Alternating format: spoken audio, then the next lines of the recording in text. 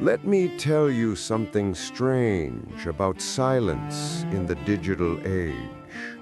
We live in a world where almost everything is shared. Birthdays, coffee cups, sunsets, tears, laughter, even pain dressed up with filters. Yet some people stay completely invisible. They scroll quietly, observe deeply, but rarely, if ever, post. You might even know someone like that. Maybe you are someone like that. And here's the question that always lingers in people's minds. Why? Why would someone choose to stay unseen when the whole world seems to be shouting for attention? It's easy to assume that people who don't post are simply shy or introverted, but that's not the full picture. Beneath the surface, there's an entire psychology at play, one that speaks volumes about human nature, self-perception, and the quiet rebellion against a culture obsessed with visibility. Because here's what most people miss. For some, silence is not emptiness, it's control. It's the power to choose what the world doesn't get to know. And in a digital landscape where everyone is performing, those who stay silent are often the ones who see everything most clearly. Today, we're going deep into the 7 psychological traits of people who don't post. And by the end, you'll understand why their invisibility might be the most powerful statement of all. Social media has subtly reshaped how we define ourselves. It rewards display, it praises noise, and yet those who stay in the shadows are often the ones who see everything most clearly. They watch without needing to interrupt. They think before reacting. They analyze before judging. Psychologists have found something fascinating. People who refrain from posting frequently often score higher on traits like self-restraint, introspection, and emotional independence. They tend to be less influenced by social comparison and external validation. In other words, they're not trying to prove who they are, they're trying to understand it. And in a world drowning in performances, that's rare. Because let's be honest, most of what we post is not just communication, it's identity crafting. It's an unconscious audition for belonging. Every caption, every photo, every status update says, "This is who I am. Do you approve?" But when you stop posting, something shifts.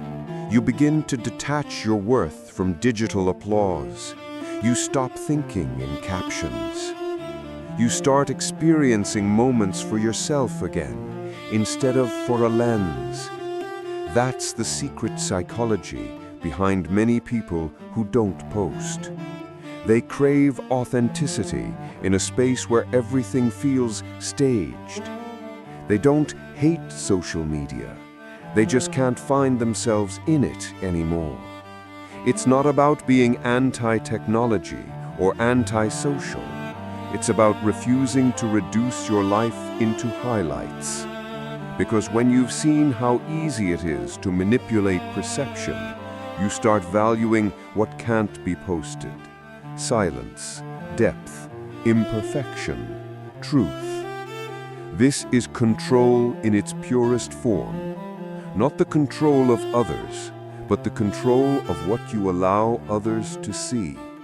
And that selective visibility becomes a form of power. Because the less people know about you, the less they can judge, weaponize, or misinterpret. Your life remains yours. If you've ever felt that pull to share less and live more, comment below, "I choose depth over display." Now let's talk about what happens when you refuse to perform. For some, the decision not to post comes after a kind of emotional burnout. Maybe they once did share everything, until one day it stopped feeling real. They realized that every time they shared something beautiful, they felt an invisible pressure to keep outdoing it. They weren't living anymore, they were performing. So they quit quietly. No announcement, just a slow disappearance from the feed. And in that disappearance, something profound happened. They started experiencing life without the filter of how it would look online. They stopped framing moments as content and started living them as experiences. There's a concept in psychology called psychological ownership. It's the feeling that something belongs deeply to you, a thought, a memory, an experience. And when you post it, that sense of ownership fades just a little. The moment becomes shared property, open to judgment, misinterpretation, even mockery. So people who don't post are often guarding their sense of ownership over life itself. They keep their moments untouchable, private, pure. And maybe that's not sadness or withdrawal. Maybe it's a quiet kind of freedom. Because think about it. When was the last time you did something meaningful and didn't feel the urge to share it? Was the last time you laughed, cried, or achieved something and didn't immediately think of posting it online? That reflex, that need to display, is not natural. It's conditioned. It's the product of a decade of likes, shares, and dopamine loops training our brains to equate validation with value. And when someone steps outside that system, it can feel like rebellion, but it's also healing. They start rediscovering the simplicity of doing things for themselves again, cooking without photographing it, traveling without tagging it, feeling without explaining it. In that space, something awakens, a kind of self-awareness that doesn't need an audience. These are the authenticity seekers, and their silence isn't empty. It's full of everything they refuse to reduce into a caption. Here's what most people don't realize. Every time we post something online and it gets attention, likes, comments, hearts, our brain releases dopamine, the same chemical involved in reward and addiction. Over time, we begin to crave that validation. We start thinking in terms of shareable experiences instead of real ones. Now imagine someone who resists that loop, someone who deliberately chooses to disconnect from the dopamine cycle. That's not disinterest, that's discipline. It takes self-awareness to resist something designed to keep you hooked. People who don't post often have what psychologists call a strong internal locus of control. That's a fancy way of saying their sense of worth and happiness comes from within, not from external approval. They don't need the digital echo of "you're enough" to believe it. And here's what's even more interesting. Studies show that people who take long breaks from posting or consuming social media content often experience a measurable increase in emotional stability and life satisfaction. Because when your sense of identity is no longer being constantly mirrored back to you, it becomes solid. It becomes real. You're no longer editing your life into something digestible. You're living it in all its messy, beautiful, unfiltered complexity. And maybe that's the real rebellion, to stay whole in a world that rewards fragments. But breaking free from the validation loop isn't easy. There are moments of doubt, moments of wondering if silence makes you invisible, if you're falling behind while everyone else is performing progress. But with time, you start noticing something beautiful. Your worth doesn't disappear when nobody's looking. It's still there, steady, like the hum of a quiet room after a storm. And maybe that's what real confidence looks like. Not the loud declaration of self online, but the calm assurance of self offline. These are the dopamine rebels, and they've chosen presence over performance. But silence online doesn't always mean serenity. Sometimes it hides exhaustion. For many, social media became a place where they once sought connection, but ended up feeling drained. There's a subtle emotional fatigue that comes from witnessing everyone's highlight reels, while you're still trying to piece together your own behind the scenes. You start comparing, even when you don't mean to. You start questioning your worth, even when you know better. And eventually, some people decide to step away, not out of bitterness, but out of self-preservation. They realize they don't owe the world a performance.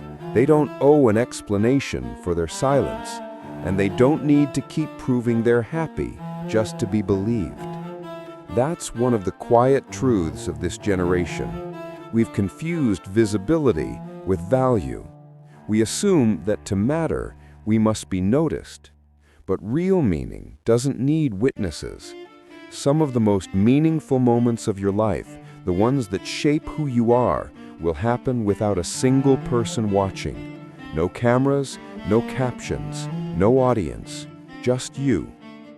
And maybe that's what those who don't post understand best. They know that privacy is not loneliness, it's intimacy with yourself. Because when you stop broadcasting every thought, you start hearing your own again. You start reconnecting with the parts of you that got lost in the noise, your quiet desires, your unspoken fears, your inner compass. And that's something profoundly spiritual in today's world. It's not a withdrawal, it's a homecoming. Of course, it's not always peaceful. There are moments of doubt, of wondering if silence makes you invisible. But with time, you start noticing something. Your worth doesn't disappear when nobody's looking. These are the exhausted protectors. They chose silence not because they stopped caring, but because they started caring about the right things: their peace, their sanity, their truth. When psychologists talk about authentic self-expression, they emphasize congruence, the alignment between who you are inside and who you show to the world. But in the age of filters, that alignment is constantly distorted. You begin to live as a version of yourself curated for approval. So when someone chooses not to post, it might be their way of staying congruent, of preserving that fragile truth between their inner and outer world. They don't need everyone to see what they're feeling to validate that it's real. They don't need to capture every sunset to remember how it felt. They live their life fully and quietly. And here's the paradox. Those who live quietly often feel life most intensely. They're not distracted by the performance of it. They absorb details others miss, the way light changes on a wall, the pause before someone speaks, the sound of distant laughter. They are present, and presence is the rarest currency in a world built on attention. But sometimes, that very presence makes them misunderstood. People might label them as detached, mysterious, even cold. Yet if you look closer, their silence isn't emptiness, it's depth. It's the calm that comes from no longer needing to explain yourself to be understood. There's a quiet confidence that comes from not needing to be known by everyone, just understood by a few. And that's what the congruent ones understand best. They know that not every truth is meant for the crowd.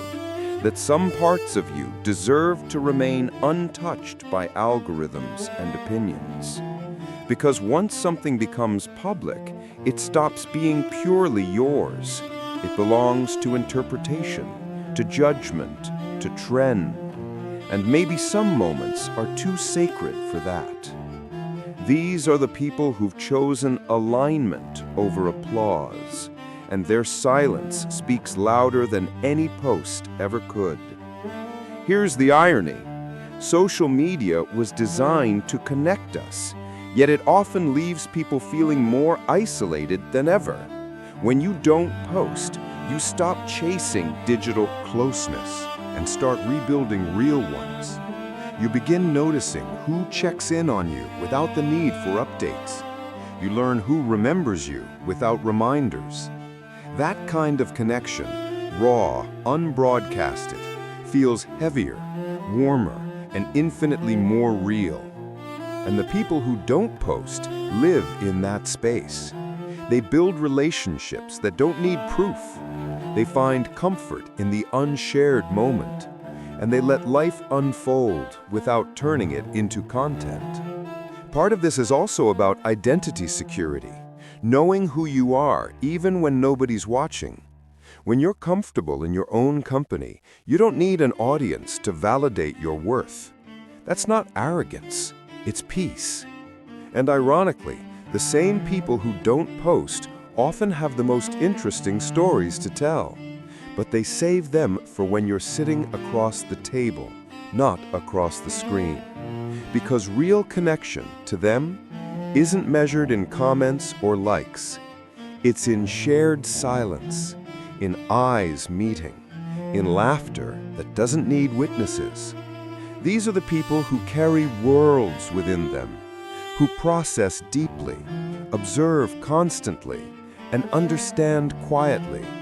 They don't need the world to applaud their existence. They just need to live it.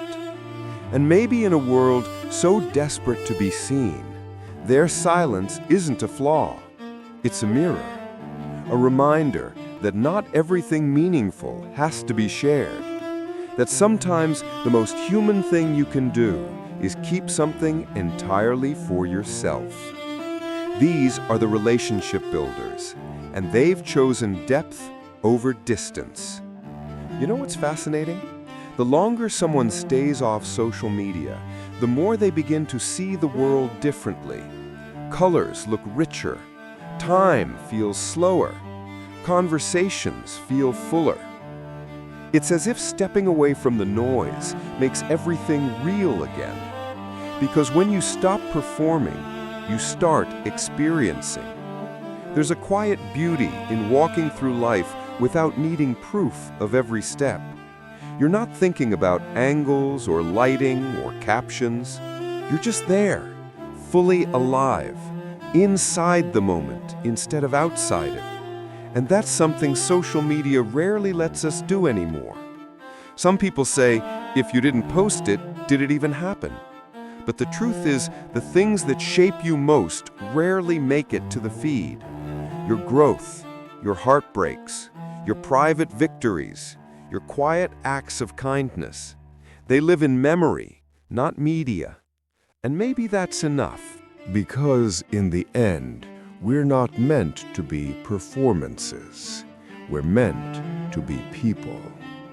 And the people who don't post remind us of that every quiet, unfiltered, beautifully invisible day.